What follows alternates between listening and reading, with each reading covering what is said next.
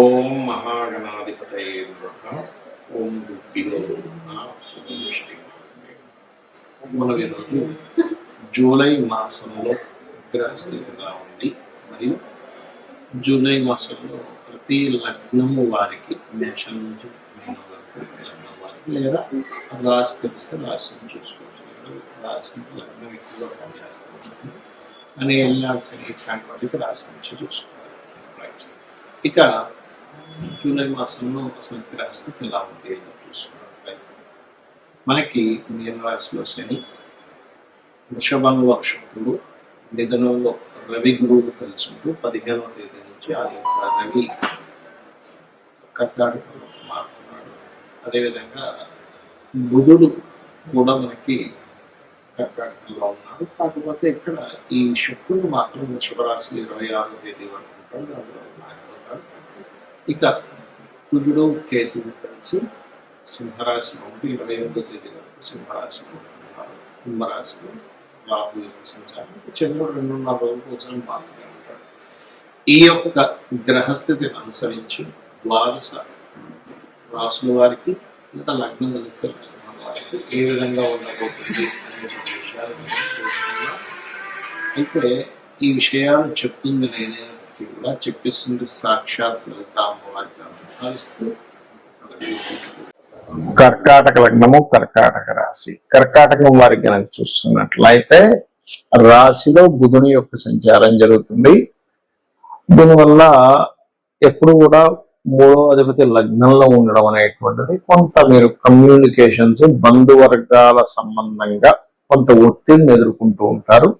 ఈ యొక్క విషయంలో కాస్త జాగ్రత్తగా ఉండాలి. ఎవరికైనా అప్పు చేసి ఇన్వెస్ట్మెంట్ చేసే విషయాల్లో షష్టమాధిపతి అయినటువంటి గురువు రవి ద్వారా కంబస్ట్ అయినందుకు అప్పు చేసి ఇన్వెస్ట్మెంట్ చేసేటువంటి అంశాలలో కాస్త జాగ్రత్తగా ఉండండి. ముఖ్యంగా కుటుంబ స్థానంలో కుజుడు కేతువు కలిసి ఉన్నందుకు తండ్రి తరపు వారికి లేదా మెడికల్ రంగాల్లో ఉండేటువంటి వారికి, మీరు ఎక్కడైతే ఉద్యోగం చేస్తారో ఆ ఉద్యోగంలో తెలిసిన కొలీగ్స్ కి మీరు ధనం ఇచ్చేటువంటి విషయాల్లో చాలా చాలా చాలా జాగ్రత్తగా ఉండాలి, గుర్తుపెట్టుకోండి. అదేవిధంగా హోమ్ లోన్స్ లభిస్తాయి. చతుర్థ స్థానాధిపతి అయినటువంటి శుక్రుడు మీకు లాభస్థానంలో ఉన్నందుకు భూమి మూలంగా, పొలం మూలంగా, ప్రాపర్టీస్ మూలంగా ఏదైనా అమ్మించి కొనిపించడం ద్వారా కూడా మీకు చక్కటి ఫలితాలు ఉంటాయి, అందులో ఎటువంటి సందేహం లేదు. కాకపోతే సంతానాన్ని పొందుదామనుకునేటువంటి వారు IUI, IVF లాంటివి చికిత్సల ద్వారా సంతానాన్ని పొందాం అనుకునేటువంటి వారు దానికి సంబంధించిన విషయంలో పూర్తిగా తెలుసుకొని ఆ యొక్క ప్రయత్నం చేయండి. లేనట్లయితే దానివల్ల కొంత శ్రమ అనేటువంటి చాలా స్పష్టంగా చూపిస్తుంది.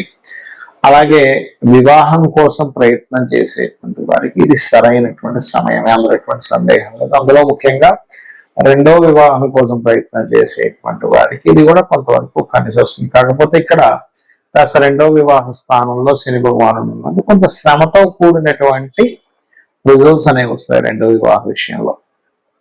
అలాగే మరొక విషయం ఏంటంటే ధన సంబంధించిన విషయంలో మరీ ఎక్కువ స్ట్రెస్ అవుతున్నాం అనుకునేటువంటి వారు, గొడవలు అవుతున్నాయి అనుకునేటువంటి వారు ఓం నవవిద్రుమ బింబశ్రీ న్యక్కారి రతనచ్చదాయ నమః లేదా ఓం సంపత్కరీ సమారూఢ సింధుర వ్రజ సేవితాయ నమః చేసుకోండి. మరియు మీరు నిత్యము చేయవలసిన దేవతారాధన స్కందుని ఆరాధన, స్కందుని ధ్యానం చేయడము, గణపతిని ధ్యానం చేయడం చేయండి. సూర్య భగవాను చూస్తూ స్కందుడికి గణపతికి అర్ఘ్యం వదలండి, అన్ని విధాలా బాగుంటుంది. చాలా మంది 2 రకాల భయాలు ఎక్కువ పెంచుకుంటారు. ఒకటి ఎల్నాడు శని, అర్ధాష్టమి శని, అష్టమి శని అనే శని ప్రభావం. 2వది కాలసర్ప యోగం. ఇక్కడ ఒకటే గుర్తుపెట్టుకోండి, కాలసర్పము యోగం అనేటువంటిది ఏదైతుందో జన్మజాతకానికి అసలు అప్లై చేయకూడదు. అది కాలంలో జరిగే అంశాలు. ఇప్పుడు చూడండి, కాలసర్ప యోగంలో ఉన్నందుకే యుద్ధాలు కానివ్వండి, విమాన ప్రమాదాలు కానివ్వండి, ఇటువంటి వాహన సంబంధించిన ప్రమాదాలు కానివ్వండి, లేకపోతే మనకి మీరు గమనించినట్లయితే కొన్ని దేశాల మధ్యన కానివ్వండి, సునామీలు కానివ్వండి, కరోనా ఇట్లాంటివన్నీ కాల్చపై యోగంలో వస్తాయి. అంటే కాలానికి ఈ దేశానికి ఇలాగా అని చెప్పడానికి మాత్రమే. కేవలం నాకు సహజంగా ఉండే సర్పదోషాలు వాటికి కూడా పెద్దగా టెన్షన్ పడకుండా రావి చెట్టుకి ప్రదక్షిణం చేసుకోవడము, అక్కడ ఉండేటువంటి సర్పాల మీద పాలు లేనట్లయితే పసుపు నీళ్ళు వేయడం లేదా సర్ప ప్రతిష్ఠ చేసుకోవడం ద్వారా ఖచ్చితంగా తొలగిపోతుంది. అంతగా భయం వేస్తుందండి, నాకు కాల్చిపోయి యోగం వల్ల నా అయిపోతున్నాను, మీకు ఇన్నర్ ఫీలింగ్ ఉంటే కాళహస్తికి వెళ్ళరండి. ఈశ్వరానుగ్రహం ఉంటే ఖచ్చితంగా ఏ దోషమైనా పోతుంది. ఇక ఎల్నాడ్స్ అనే విషయంలో కూడా చాలా మందికి ఏంటంటే ఎల్నాడ్స్ అని ఉంటే ఏమీ పనికిరాదు అనుకుంటారు. నేను చాలా వీడియోలో చెప్పాను, అయ్యా ఎల్నాడ్స్ అనే సమయంలో సీఎంలు పిఎంలు అయిన వారు ఉన్నారు. నరేంద్ర మోడీ గారు కూడా ఎల్నాడ్స్ లోనే పిఎం అయ్యారు, అర్ధాశ్రమ్స్ లోనే కంటిన్యూ అయ్యారు. మోడీ గారి దగ్గర నుంచి మనకి చంద్రబాబు నాయుడు గారు, స్వర్గీయ ఎన్టీ రామారావు గారు, జగన్ గారు అందరూ కూడా ఎల్నాడ్స్ లోనే సీఎంలు పిఎంలు అయిన వాళ్ళు అని చెప్పి. కాబట్టి ఈ ఎల్నాడ్స్ అనే గురించి పెద్దగా మీరు భయపడకండి, కేవలం స్లో అవుతుంది. మనం దాన్ని ఇంకొంచెం ఎక్కువ పెట్టుకునేసరికి దీనివల్ల అవ్వట్లేదేమో అన్నదే మైండ్ లో పెట్టుకొని తిరుగుతూ ఉంటాం. దీనికి ఏమీ లేదు, చక్కగా గోవుకి బెల్లం తినిపించడము, అదేవిధంగా కాస్త శ్రమించడం, ఎక్కువ నిద్రపోకుండా పోస్ట్ పోన్ చేయకుండా కింద స్థాయి వాళ్ళని గౌరవించడం చేస్తుంటే ఎల్నాడ్స్ అనే ప్రభావం తగ్గుతుంది. ఎందుకంటే కార్మికులకి కర్షకులకి కారణం. ప్రధానంగా మనం చూసుకోవాల్సింది ఏంటంటే మన జన్మజాతకంలో లగ్నము నుంచి 12 భావాలు ఎలా ఉన్నాయో చెక్ చేసుకోవాలి. ఎదగలేకపోతున్నాము, శరీర సౌఖ్యం లేదు, శారీరకంగా కష్టమే ఉంది కానీ సుఖం లేదంటే మీ లగ్నం ఎక్కడో పాడైందంటే మీ లగ్నాధిపతి ఎలా ఉన్నాడో చెక్ చేసుకోవాలి. ధనం రావట్లేదంటే ఎంత ప్రయత్నించినా ధనం విషయంలో చాలా ఇబ్బందిగా ఉంది అనుకునేప్పుడు మీ ధనాధిపతి ఎలా ఉన్నాడో చూడాలి. మీ ధనస్థానాధిపతి గనక పాపకర్తెరలో ఉంటే అది ఏ పాపకర్తెరలో ఉందో దానికి సంబంధించిన రెమెడీ చేసుకుంటే, దానం ఇవ్వడమో గ్రహాన్ని దీపారాధన చేయడం ద్వారానూ పెరుగుతుంది. లేదా ఇంట్లో ఒక్కోసారి ఉత్తర భాగంలో దోషం ఉన్నా సరే ధనహీనత వస్తుంది. అంటే ఉత్తరంలో కంప్లీట్ గా వైట్ కలర్, నేను చాలా ఇల్లు వాస్తు చూసినప్పుడు వాళ్ళకి ఉత్తరంలో రెడ్ ఎల్లో కలర్స్ ఉండడం, లేదా ఉత్తరంలో బాత్రూమ్స్ ఉండడం వల్ల కూడా వాళ్ళకి దోషాలు ఏర్పడ్డాయి. అది మార్చినప్పుడు వాళ్ళకి అక్కడి నుంచి మళ్ళీ ధనం రావడం జరిగింది వాళ్ళ ఇళ్లలో. అలాగే మరొక విషయం ఏంటంటే ఇక్కడ మీకు సిబ్లింగ్స్ తో పడదు కొంతమంది, ఎందుకు 3వ స్థానం పాడైంది.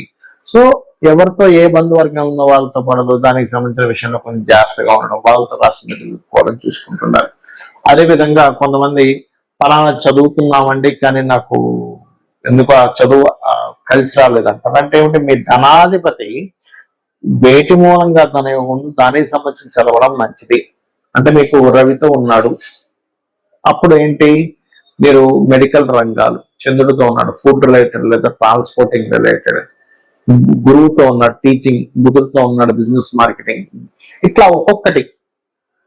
శుక్రుడితో ఉన్నాడు అందానికి సంబంధించిన, రాహుకేతువులతో ఉన్నాడు ఫార్మా లేకపోతే ఫ్యాషన్, మన ఈ యొక్క సాఫ్ట్వేర్ రిలేటెడ్ సంబంధించినటువంటి, ఇట్లా ఒక్కొక్క గ్రహం దేనితో కలిసి ఉన్నాడు, శాటర్న్ తో ఉన్నాడు, ఆయిల్స్ లేకపోతే పురాతన సంబంధించి ఇట్లాంటివన్నీ కూడా.